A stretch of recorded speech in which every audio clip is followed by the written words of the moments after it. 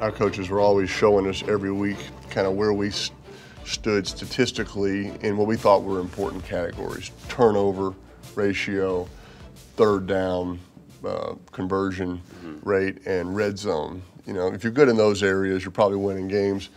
I mean, to me, it's the same way, right? If these numbers stay high, weeks 1, 2, on through, there's a good chance, A, you're not having all your players available and maybe not winning as many. I mean, right? I mean, this ought to be at the goal.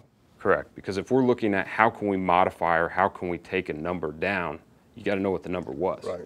And this is information that before, coaches never had access to it. You couldn't get this data without spending 10 hours for a 2-hour practice to compile it. Yeah, watching, yeah. I mean, so many of these hits and impacts are happening away from the ball necessarily, right? So the coach might not be able to see that during practice, right? It's almost like a coach should apply the same, hey, these are our goals statistically on the field. This is how it has to be in practice. But I took a lot of pride in being there for my team every Friday night, Saturday, Sunday. And you know, the accountability factor is I'm going to do whatever I can to stay healthy, eat right, sleep right, take care of myself physically, so I am out there for my teammates on game day.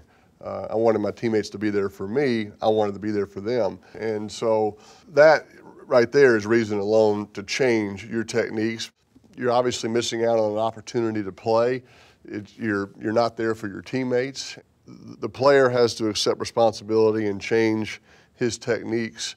And it doesn't mean that we're going to have no contact in practice. It just means, hey, when we have contact, we know exactly where it is and we can improve the areas where it shouldn't be, right? And by head up or whatever the technique is, being more efficient that way.